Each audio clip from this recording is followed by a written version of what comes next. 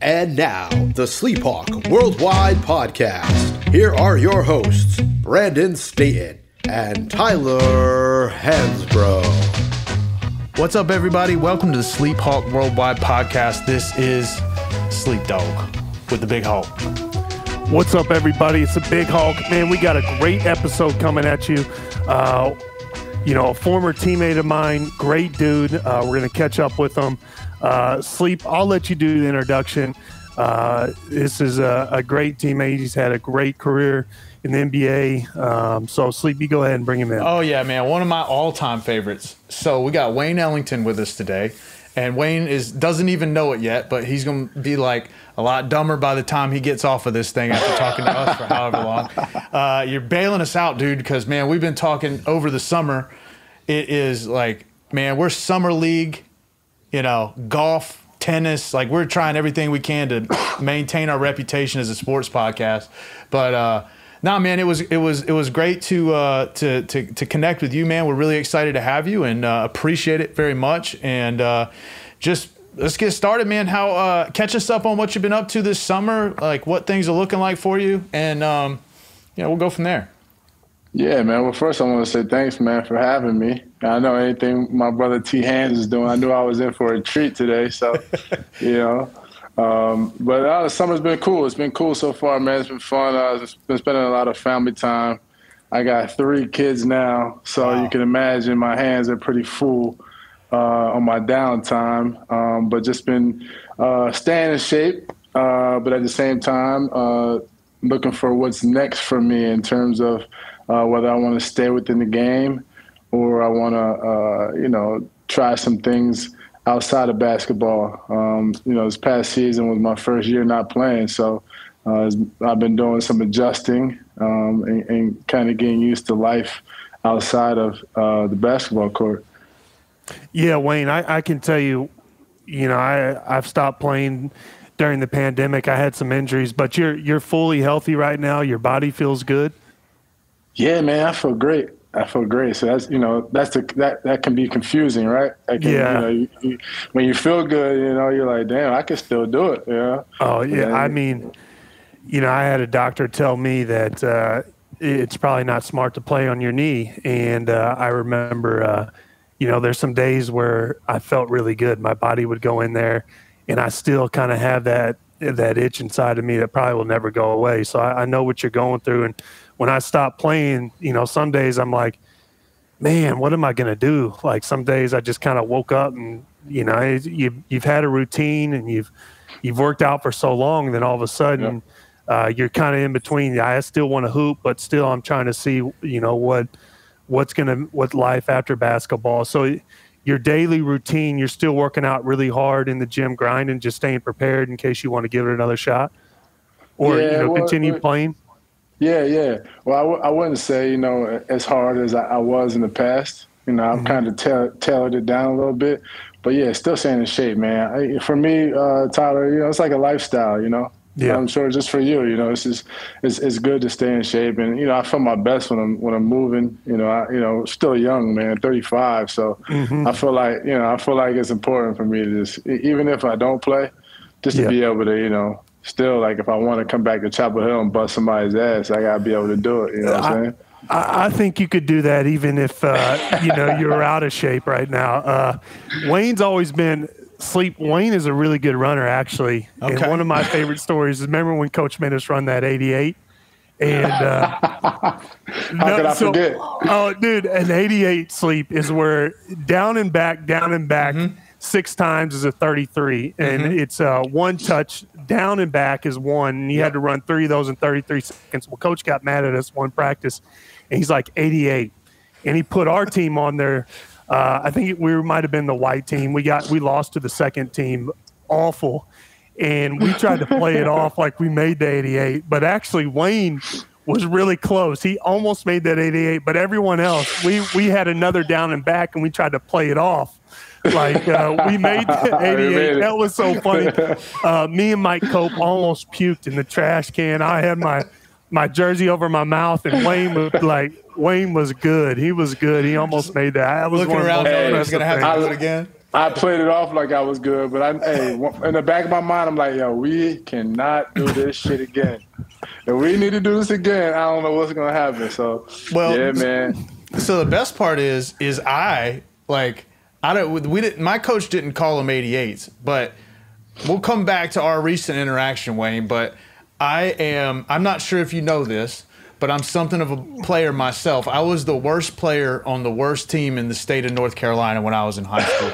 And my coach, dude, he was like Dean Smith was. I think my coach had a picture of Dean Smith above his fireplace in his house. So we would have to run those down and backs. I can't remember what the hell they called them. But what our coach would do is whoever was, and we were awful, man. So it was like we knew we were running for no reason. We needed to get in better shape to do what? Like lose? So, but our coach would always make us run because of somebody else. And whoever's fault it was, he would take them over there to the vending machine and buy them like a Mountain Dew. And then they would sit on the bleachers while we ran back and forth, dude. It was a trip. But yeah, so in a way, I can sympathize because our coach used to make us run them damn things. And I was like, dude, I don't know, man. We wouldn't make him be on the line. We had to do it again, dude. So I get it. Hey, Sleep, no disrespect to your playing career, man. Oh, man, dude. There's plenty of disrespect to it. It was awful. That's what I told Sleep. I was like, man, he doesn't know about the. He doesn't know, man. I didn't know, man. I mean, this dude was a hoop back in the day, bro. Croatan Cougars, baby. Croatan Cougars. Croatan Cougars. Do you guys remember John Humphrey that was on the And One mixtape tour? He was the helicopter back when, like, the professor was. Yeah. I remember helicopter. I don't remember John Humphreys, but I know helicopter. Dude, so that was him, and this is another weird story. So my freshman year was he was a senior, and he was at Oak Hill. And he went there with, like, Steve Blake and some of these other guys. Well, look, my first year of high school they had just opened the high school. So it was only a bunch of freshmen and sophomores, and we had a varsity team. And old Sleep Dog, that's how I made varsity, dude. And I'm telling you, I was 5'8", like 110 pounds. We were terrible.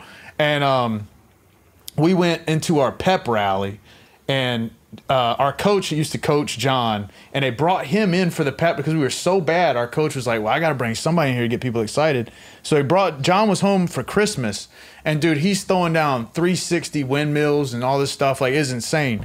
And I'm behind him in line, right? So, like, we're just running regular layup drill. Nobody on our team can even barely touch the net. And, I mean, John Humphrey is doing, like, between the leg, like, just – and then I got to go behind him and just, like, miss a right-handed layup and stuff. Yeah, dude, it was brutal. So, anyway, man, I definitely peaked about high school. But so I cannot relate, but the running I get. With the belly bump. It has been a battle throughout. The largest lead for each team, 7. Ellington, the step back. Well, the last 3 trips, here's just a terrific basketball player. So interesting for the people that don't call us or that don't follow us on Instagram. Here's what I said the other day. As I was talking about Wemby, and as I've learned as I'm doing a podcast, right? Sometimes, like, the little microcosms of things you just start running on about, like, people actually listen to and are like, what the hell, man? And then I woke up Friday morning, and I didn't expect to start my day that way. I was, like, terrified. I was like, damn, man, I made Wayne Ellington mad. That's the last thing I wanted to do. So on that note, I'm going to clear it up because I think, first of all, you're right to come to the defense of these guys, especially for some dude like me that, like, Wemby could beat me at anything, much less basketball. But it really so kind of where that conversation was going, and what we meant to talk about was, like, how high those expectations are of him, and, like, what it would take to be considered. We kept talking about the term bust, which I think is, honestly, it's just like a kind of a bad look on any conversation about the draft. So you actually, like, made me think about it, which is, like, less about who cares about somebody and who has any right to call somebody a bust or otherwise. But it took us to a place in a conversation that said, hey, the NBA draft is about all this hype. Like, what does it take for a guy to actually be considered a successful pick? I think that's a way healthier conversation to have about these guys. Because I'm with you. As I get older, like, now I'm almost 40, and we run into it a lot of big challenges when we're talking about Carolina basketball, like these guys are real young, and I find myself sitting here thinking, like, I'm looking at the game as a fan, it's awful, but these dudes are kids, and the same thing with this guy.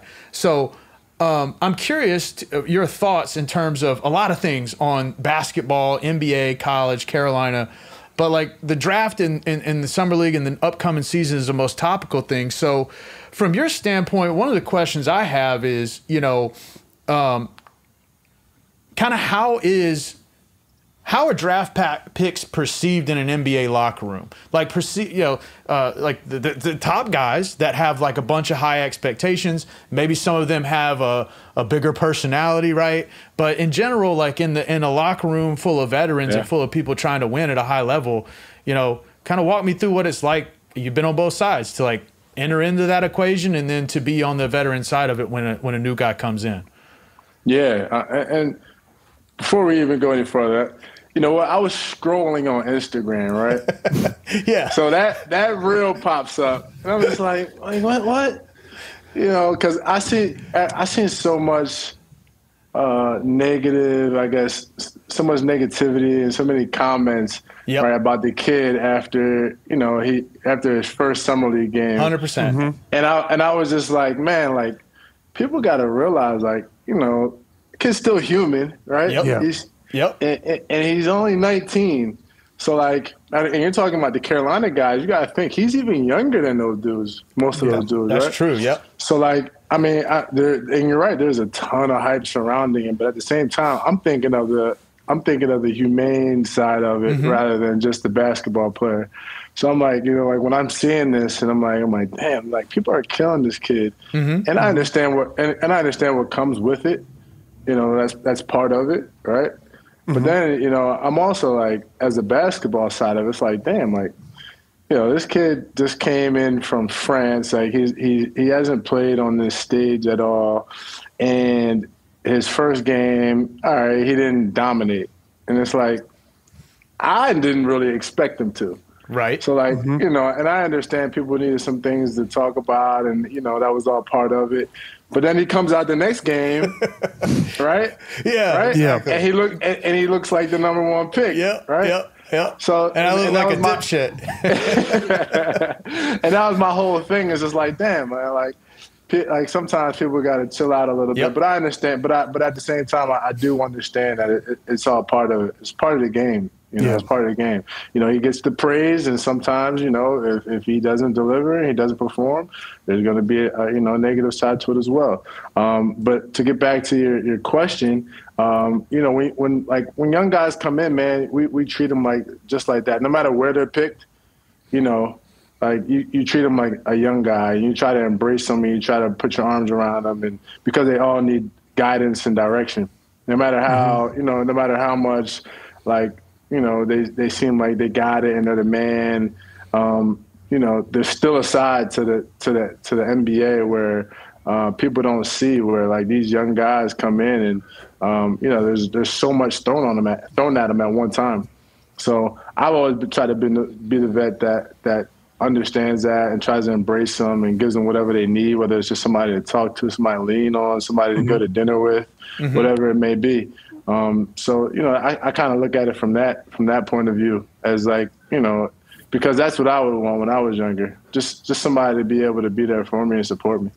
Yeah, and somebody who's been in the NBA a long time, I can just certainly you, Wayne, and I think one thing about today's NBA game that's overlooked, and I've said it on the podcast many times, is having good vets in the locker room. And I think that one thing when San Antonio got the number one pick, I said this is a great situation for him because the best he could ever get him. Yes, and he's going to be surrounded by a great coach who's going to demand him to work and has great leadership skills, but also he's going to be surrounded by players, David Robinson, Tim Duncan, guys who have been in that situation and going to give him advice from a player standpoint. So he has a lot going for him. And I know there's a lot of hype, and especially with being the number one pick, I think a lot of what makes superstars great is how they handle negative interactions. And, I will say that, me and you both, there's those reporters that no matter what you do, they're not gonna say good things about you, and they're gonna have negative articles, whatever. You know, I heard somebody say the other day that if they walked on water, someone would say it's because they couldn't swim. And I thought that was a great saying, because he's always going to have that negative, there's always going to be a negative critic out there, no matter how successful he is. Wayne Ellington, still perfect. Wayne Ellington, little pump fake. Got it again. Got it again. 120. No one really has like a definition for what you would consider a bust. And I was curious, what you think, what would you classify a bust in the NBA? You know what, man? It's so hard. Like, I hate that word. I do. I hate the word bust. Just because, you know, there's such a long journey before you get to the NBA, man. And then once you get there, it's just like, I find once you're able to make it to the NBA, you're a successful basketball player at that point, right? Yes, 100%. And I understand what people mean when they say bust. It's like, all right, you were projected to be this, and you don't make it, and you don't, and you don't become who you're projected to be as a player. But you know, I guess that's my definition of it, is you don't pan out to be who other people projected you to be. Yeah. But you know, the weird thing about that is some people might not have those same, like, they might not have that same feeling as who they want to be as a player as other people, you know, projected on them. Yep. Yeah. So like it's a rough conversation, man. When you talk about bust, it can get pretty deep and interesting, because I know some guys who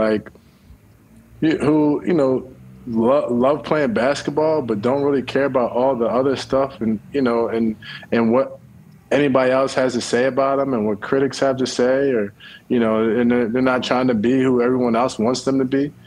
So they're completely fine with this, you know, not being who everyone else is projecting them to be. So like when you say bust, it can get tricky.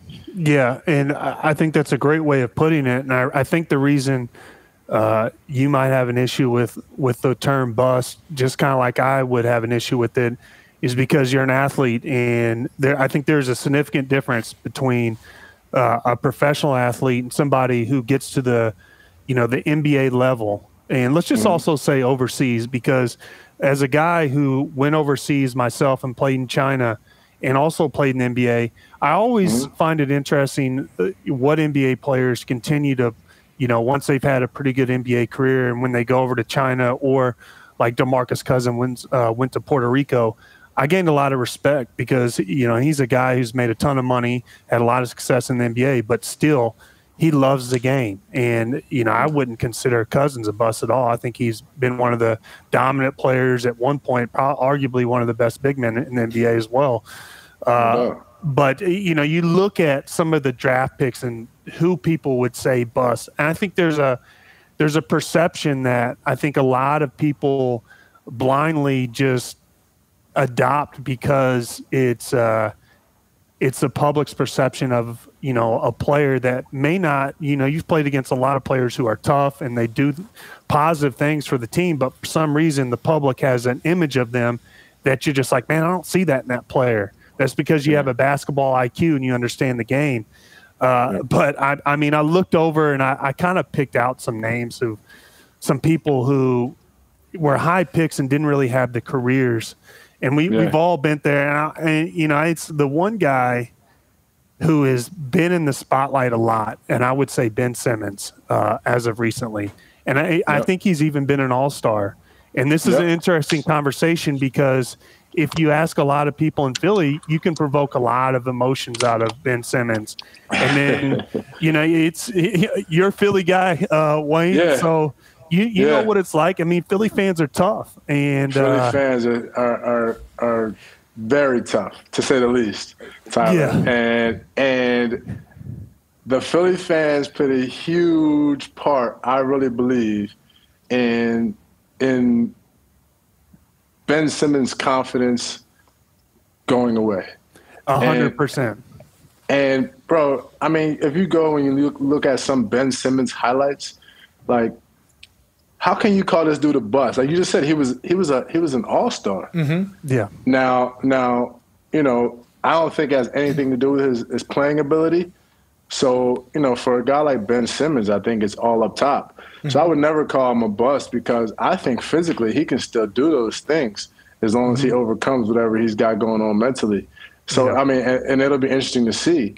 Now, will this, you know, the stuff that happened to him in Philly follow him for the rest of his career? Possibly. Yeah. You know, I think that's up to him to be able to overcome all of these things and be able to get back on the court and perform. Yeah. And I'm glad you brought that up because there's another player who played for Philly and kind of the same thing, Markelle Fultz. And he is a guy who was a top pick, played in Philly. And I think the mental aspect, I've always told people the mental aspect of sports is probably the toughest challenge of everything you can do. You can train everything, but if you don't have it mentally, you don't have, you can lose it all. And, you know, that fan and that confidence that I think weighed a lot on Ben and also Markelle.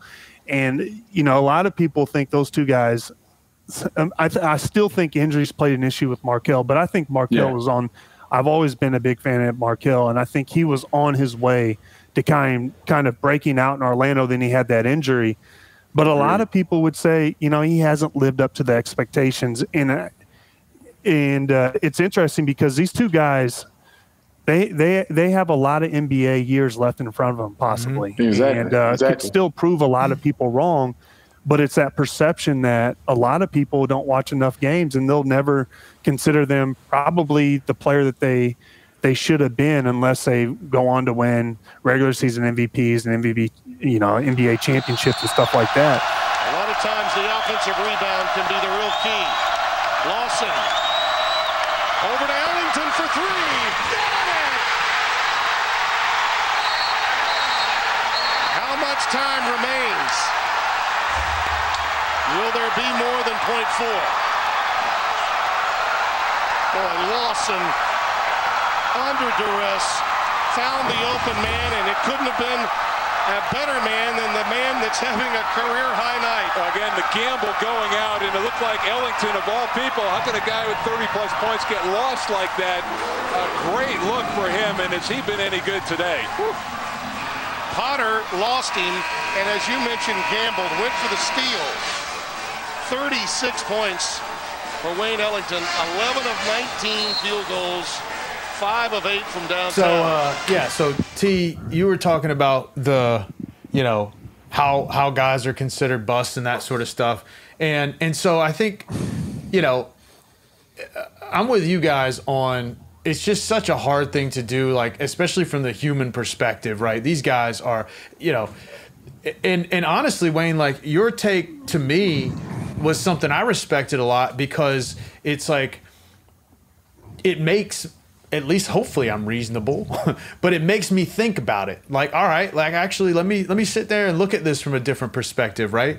And, you know, and Tyler and I were talking offline about it, and it was, you know, we're thinking about how many guys have careers that are probably considered like not living up to expectations. Yeah.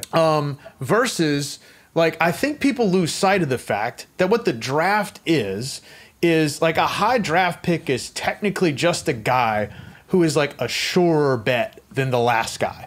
Theoretically, what's supposed to happen is you draft the guy that you know is going to pan out. And I think people lose sight of the fact that it's not like, hey, man, your first pick, you're destined to be a great player. But, like, I think if most teams draft a guy, number 1, number 2, number 3, and the guy plays in the league for 15 years, I mean, how do you call that guy a bust or not a successful pick? And Tyler brought up a good example. He was like, you know, look at a guy like Taj Gibson, who he played with. Had a great career, long time. But if a top pick has Taj Gibson's career in today's age, like, people are gonna call him a bust, and that's not it's not fair. And it made me start to think back right over here on my shoulder. This one, dude, I'm the biggest Kuminga fan, and probably besides maybe his mom, in the world. And I'm on Twitter all the time, and I get emotional. I'm like, man, these guys talk about how he's a bust. It pisses me off. And so I had to check myself and be like, well, damn, man, like, I guess I am saying the same thing. I'm talking out of both sides of my mouth. So it's an Let me tell you this. conversation. Jonathan Kuminga is far from a bust. When that kid gets his opportunity, which he's going to, people are gonna be like, okay. You heard it first, Tyler. I'm telling you, man, I love that. He's a real deal. You know how to get sleep deal. going, Wayne. This guy, man, this guy's the biggest Kuminga fan out there. Like, even I see him on Twitter. How'd that happen? Dude, all right, so you're going to get me started here. So I am into, like, basketball cards, which is probably, you probably could have guessed that shit about me.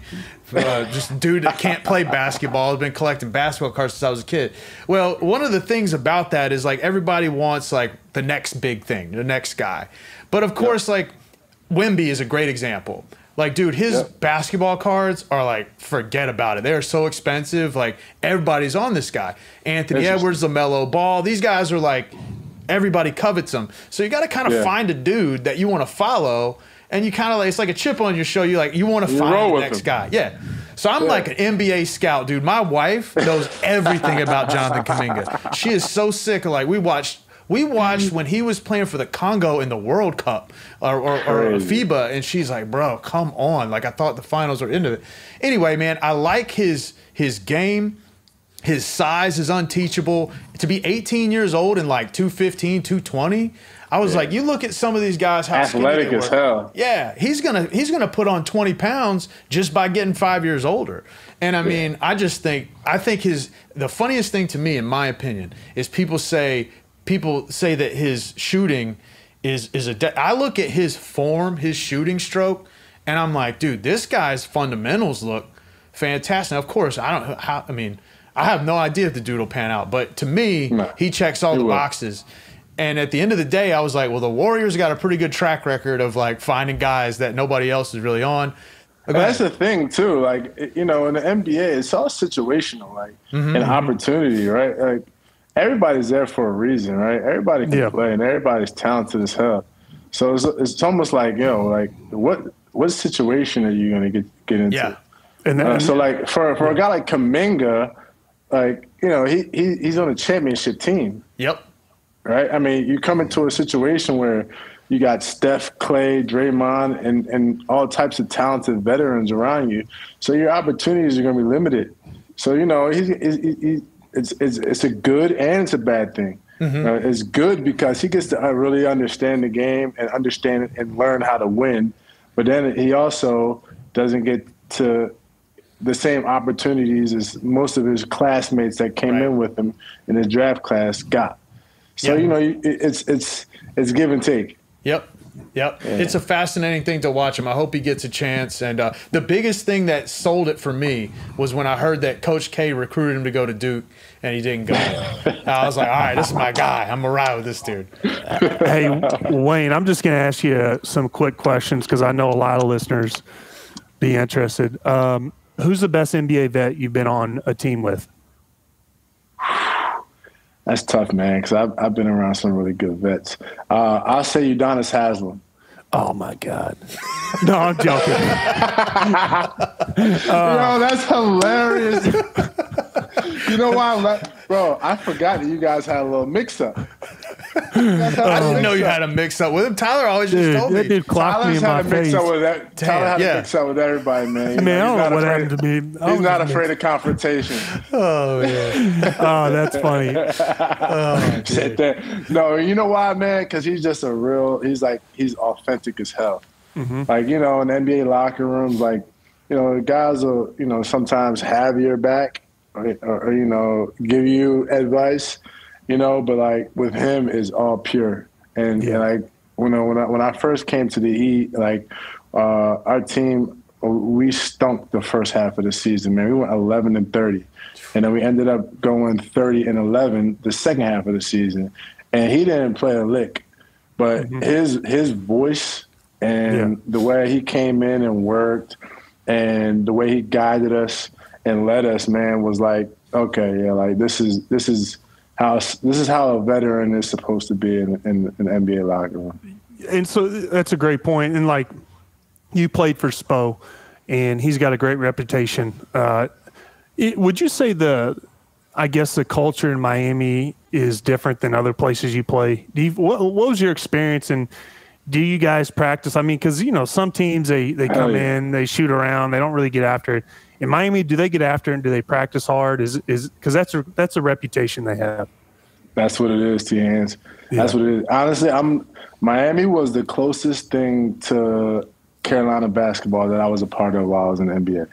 Yeah. And I say that because of the work that we're going to put in, the professionalism you're expected to carry yourself with, the standards that are placed upon the players, and there's high expectations, and you're expected to do it day in and day out, and if you can't handle it, then it's not for you, and and there was a direct correlation to Carolina basketball and Miami Heat basketball for me.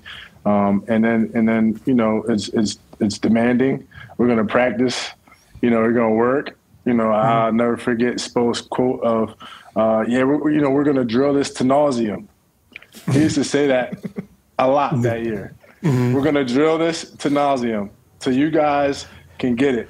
And there's some organizations, man. There's some coaches that wouldn't dare to say that. Yeah. And when he says it, you have to respect it. And then you look at the track record, and the proof is in the pudding, right? Yeah. So when you come and you sign up for that, man, and they'll tell you it's not for everybody, because everybody didn't make it through that shit, man. Everybody doesn't have what it takes to get through, the training camp, the conditioning tests. Conditioning tests at Carolina too, right? Oh yeah. And so it's like, God, it's not for everybody, but if you can get through that, man, and you can lock in and you can buy in, you're going to be set up for success. And that's why, to this day, the Heat organization is like family to me, and one of the best that I've been a part of. Easily. Yeah, that's very refreshing to hear. And a big thing about playing for Coach Williams, as you know, is the conditioning test. And you brought it up, and everyone's always surprised. Dang, you can run a little bit. Well, hey, listen, I played for Roy Williams, and that conditioning test is no joke. I didn't have a choice. And I can tell you, anybody that went through Coach Williams' conditioning test, they will annihilate any other conditioning program in the NBA level, whatever. And Wayne, I will tell you, is there anything harder than running 12:33s, in your opinion, and making those tough times? That's been the toughest conditioning test that I've been a part of. No question. I mean, the Heat, we had to go, you got to run five 55s, which is tough as well. Yeah. That's no baby. But at the same time, man, it's not 12:33s. I'll tell you that. I used to break it down in my head all right, let's get 4, then let's start over 4 more. So was Pat Riley, did he have a lot of say in that team? Is he did he come out and talk to you guys a lot? And what was his influence in Miami like? Yeah, well, he like you see, man, he's a godfather. Pat still rocks his slick back, and he's got this Corleone feel to him, right? But he's still a coach at heart. He's still a coach, and it'll be, something will happen. We'll have a rough game, and Pat will come in the gym, man, and sit us against the wall. All of us are sitting down on the court, our backs against the wall, and he'll keep it real with us.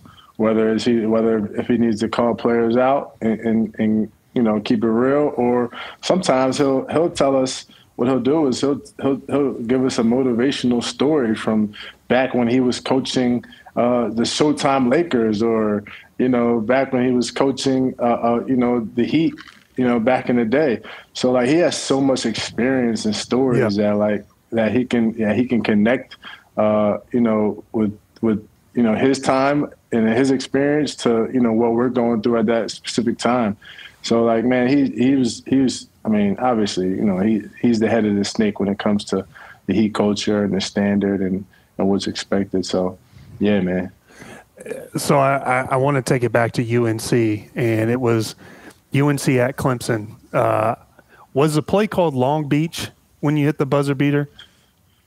Was it?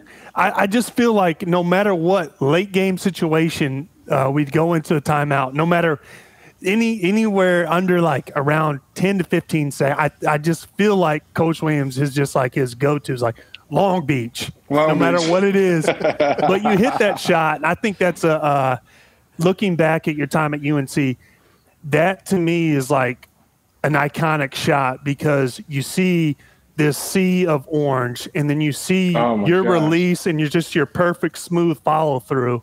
I just love that photo, and also watching that play. And I think they run it a lot. Can you talk to us about that memory and that play specifically? Because I think a lot of Carolina fans in particular remember that one. It's like an iconic photo too. Oh man, T-Hands, that's obviously one of my favorite moments, man. There's nothing like hitting a walk-off three, right? Yeah. So like that was one of my favorite moments. And the play wasn't.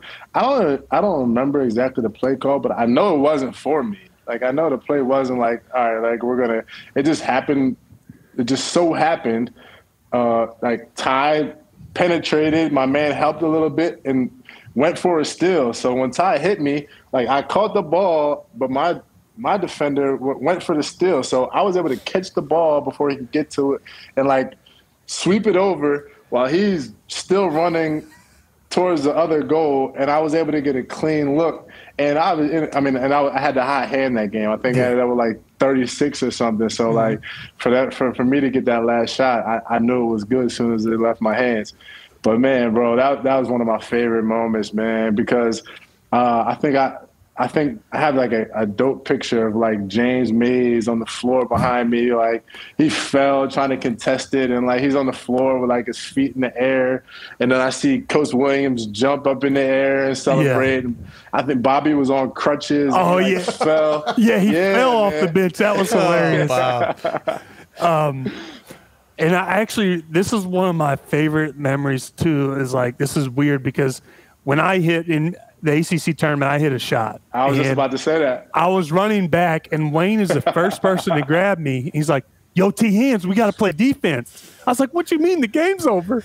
And I looked up and was like, oh, shit, we got time. And you ran right by me. I remember you being like, Wayne grabbed my jersey, and he's like, yo. And I thought that was so funny, that interaction.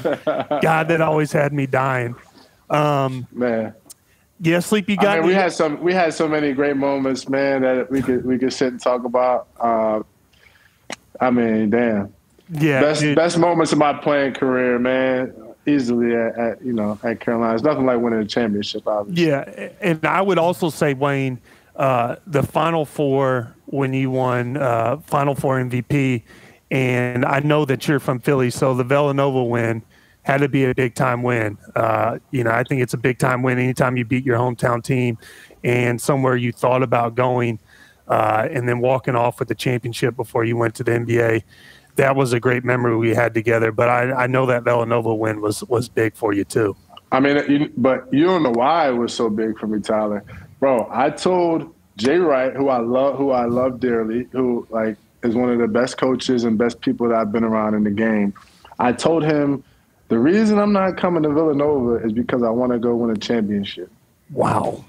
So we see these dudes in a Final Four. Wow. And imagine if we don't beat them in the championship. I mean, and we don't beat them and they go to the championship to play Michigan State. Bro, I would have been sick. Right? So I had an extra chip on my shoulder that day because I was like, there's no way in hell that we can lose tonight. That is big time. Yeah, I didn't even know that. Yeah. That's interesting. Sleep, you got any rapid questions for me? Man, not a ton, but I tell you, one of the things, so I was at Sports Center, the damn DTH, while you guys were doing all this. So I had the most and I'll tell you, honestly, it's funny, Wayne, because the one thing that I learned while I was doing that was how much I liked being a fan and did not like being part of the media. Because, like, you're covering the team, and man, I walk in the locker room, and you guys win a game. It's cool, right? I mean, everybody's happy to answer questions then, but you lose them, and, like, I got to walk in there and be like, hey, so how's it feel, essentially? And I already know the answer, right? I know he sucks, but like I have to ask because somebody else has to tell me. And Coach Williams, man, used to strike fear in my heart when I'd walk in after a loss or something. And you know, every now and then, sure he used to give you that look like, don't ask the wrong question. Exactly, right? Like he knows who you are because you've been around there. And anyway, it was one of those things where like I realized after a while that like, you know, these guys, I kind of wanted that degree of separation. But I tell you, man, it was like some of the best times of my life, and it was really cool because I got to have sort of that access. And then it's just cool. The one thing we can all relate to is like, I will never forget in 2005. So, little known fact about me, I stayed in college long enough, damn near see all the championships, but I saw 2005 and 2009. And man, you feel like you won. I mean, everybody that goes to school there, probably that's fans there, there's just nothing like it. And even when I was older, I mean, when we won that game against Duke in the Final Four, I mean, it's just something about being part of UNC that like, I mean, I'm sure everybody else feels the same way, but I'm gonna tell you right now, it ain't the same. And I mean, that's part of the cool part for me is like, I got to live it, you know, through you guys. So, I mean, the memories, dude, I could sit here and talk about it forever. But we always, every time we have a Tar Heel here, Wayne, we ask the same question, and we give no parameters around it. So it's got to be yours and yours only. You can come up with your own rules. We need your top 5 all-time Tar Heels. That's so tough, man. I hate this question, I'm going to be honest with you. Probably the most no pressure, Wayne. You don't have to say just. But I'm going to go with Michael Jordan. All right.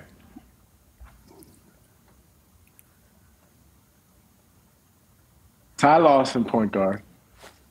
My man. I'm going to go with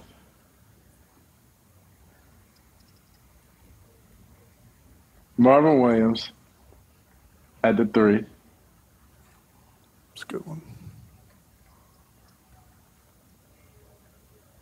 Tyler Hansbrough at the 5.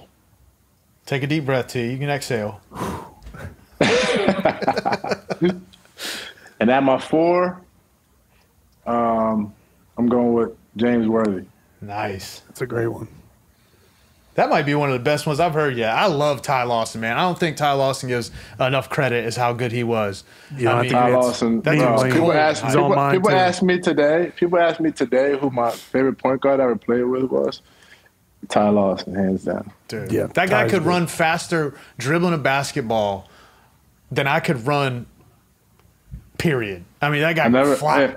Oh, no doubt. He runs a lot faster dribbling a basketball than a lot of people can run. Yeah. He's a fastest point guard. Probably me too. Probably me too. Man, that guy was fun to watch, dude. Yeah. Hell yeah. Absolutely. Yeah, man. Wayne, thank you very much, dude, for coming on. Wayne. We really appreciate it. Man, of course. You know, hoping the best, you know, whatever comes next for you, man. I hope it's everything you want it to be, man. I appreciate that. It's always love, man. I appreciate you guys having me, honestly, man. You know, I just been like sitting around like watching a lot of podcasts lately. I'm like, you know what? I want to start going on some podcasts. So this is my first one since I've had that feeling. So hey, man, well, Wayne, this all gets better from here for you. Yeah, man. I promise this is the worst one you could possibly pick. You're welcome on here anytime. So you just hit me up, and really appreciate you coming on. Thanks again. Oh, man, Big Hawk. What a conversation. Absolutely amazing.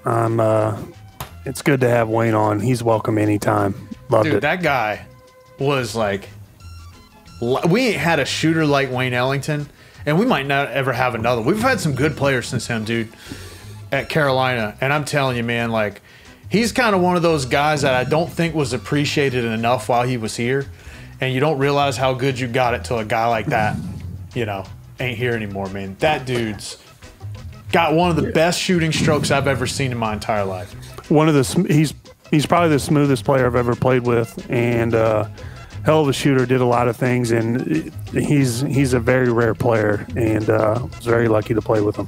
Dude, his mentality too. You know, the way he talks about the human side of it. You know, one of the best things I like about doing this podcast is hearing your stories about who you say were good or great teammates. And you ain't got to tell me Wayne, because I mean, he just kind of personifies it. You know what I'm saying? Like, who wouldn't want to be teammates with this dude? So hopefully he lands somebody somewhere soon. I mean, I know there's a bunch of people could use it, and if not, man, I hope.